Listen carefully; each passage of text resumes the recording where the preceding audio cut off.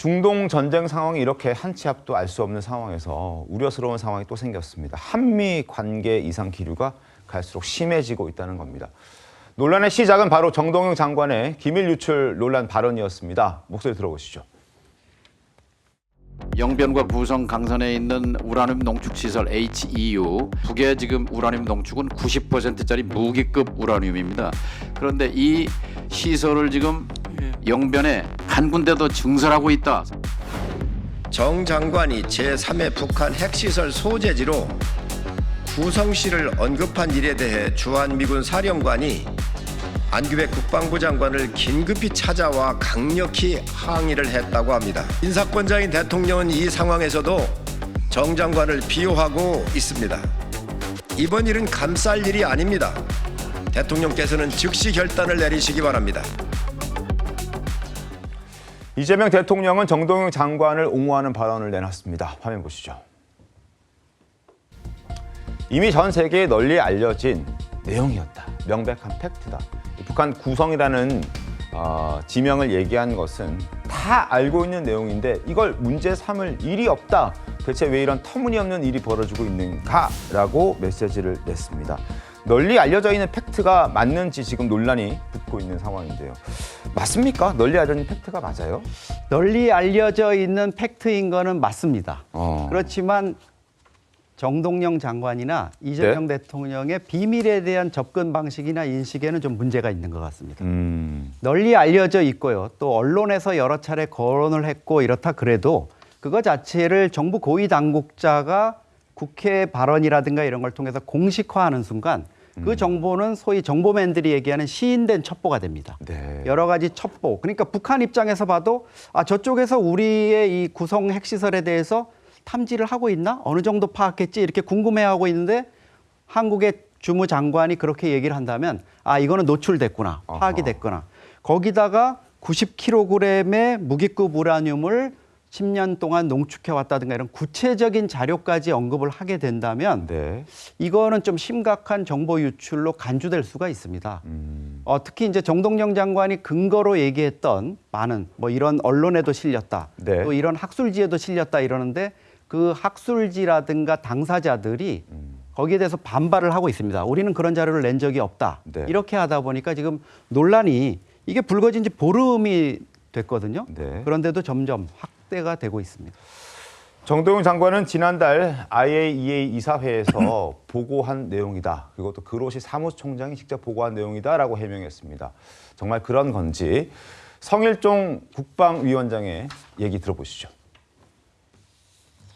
3월 2일 날 IAEA 이사회가 있었습니다. 여기서 그로시 사무총장이 북핵에 대한 상황 보고를 했는데 정 장관은 지난달 IAEA 이사회에서 그로시 사무총장이 이미 보고한 내용이라며 변명을 했지만 그로시 사무총장은 영변과 강선은 우라늄 농축 시설로 언급을 했으나 구성은 전혀 언급을 하지 않았습니다.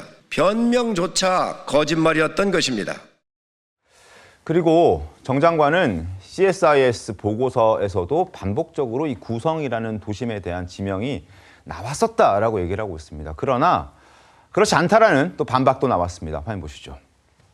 CSIS 보고서 등에서 구성 지역에 북한 핵개발 활동이 있다는 것이 반복적으로 제기됐다라는 주장인데 빅터 차 CSIS 한국 석좌는 이렇게 얘기합니다. 그렇지 않다. 구성 핵시설에 관해서는 보고서를 단 한 번도 작성한 적이 없다고 합니다. 자, 김철균 사무총장님, 누구 말이 맞습니까? 저는 정동영 장관의 그 처신이 조금 문제가 있는 것 같습니다. 방금 말씀하셨듯이 대북 정보에 관련돼서 공식적인 자리에서 저렇게 얘기하는 거 그리고 변명하는 것 자체도 다 반박을 당하고 있잖아요. 실제로 그 관계자들로부터.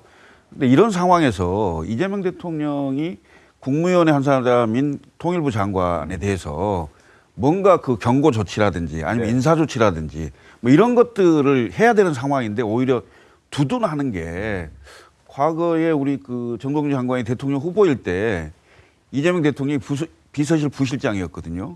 그런 어떤 인간적인 밀접한 관계 때문에 두둔하는 게 아닌가 이런 오해를 받을 수가 있거든요. 그래서 공사는 좀 구별을 해서 특히 지금 상황에서는 한미 관계가 굉장히 중요하거든요. 네. 더군다나 중동 전쟁이 벌어져 있는 상태잖아요. 그렇습니다. 이런 상황에서 대북 정보 문제를 가지고 한미 관계가 틀어진다면 국익에 무슨 도움이 되겠습니까?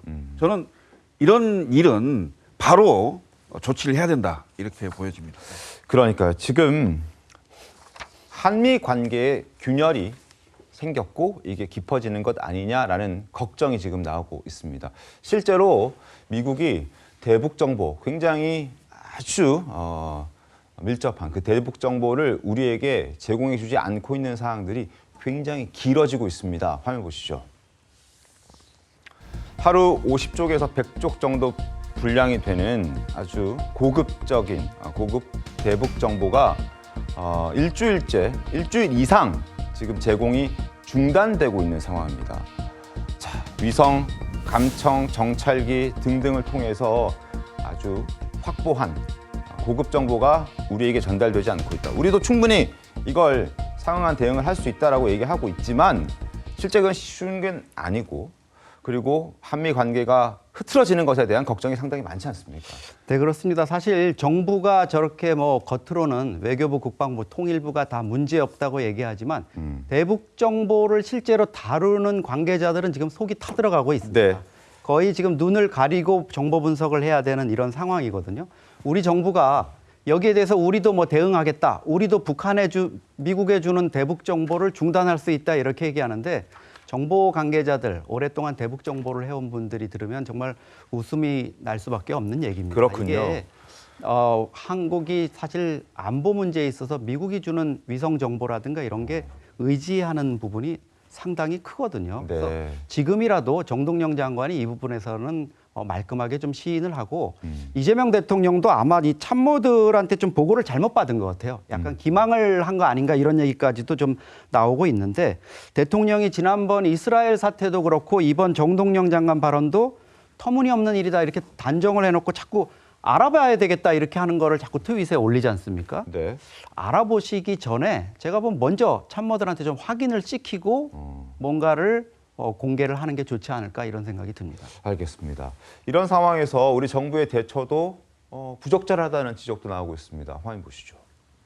정보 관계자가 미국의 대북 정보 제공 제안에 대해서 그 조치에 대해서 우리 측도 상응하는 조치를 검토할 수 있다라는 메시지를 냈습니다. 이동학 위원님, 네. 어떤 상응하는 조치가 지금 가능한 겁니까?